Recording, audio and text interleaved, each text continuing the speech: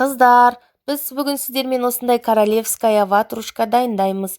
Каналға жазылып лайк басуды ұмытпаңыздар. Алдымен ұнымызды толықтай електен құрғақ ыдысқа өткізіп аламыз.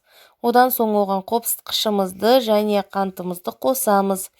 Енді бұған мұздатқышта қатырылған сары майымызды үккіштен өткізіп қосамыз. Енді осыны елеп шығамыз. Міне бізде осындай болып шықты. Бұны енді қоя тұрып, салмасын дайындаймыз. Салмасына сүзбемізді, қантымызды және жұмыртқамызды, ванилин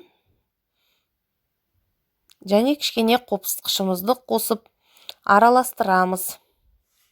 Бір келкі масса болғанша араластырып аламыз. Міне бізде осындай болды. Енді табамызға жақсылап май жағып, жаңағы алдыңғы жасаған тестамызды, яғни крошка тестамызды осылай жартысын салып аламыз. Пешімізді 170-180 градусқа қыздырып қоямыз.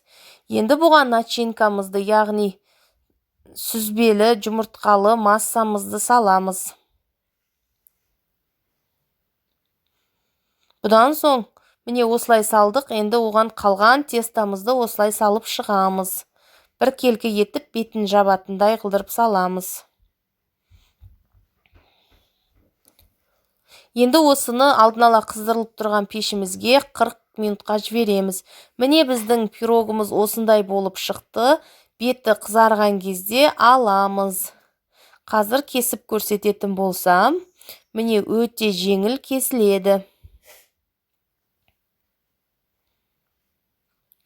Міне қыздар, біздің пирогымыз осындай болып шықты. Өте нәзік, өте дәмді. Ас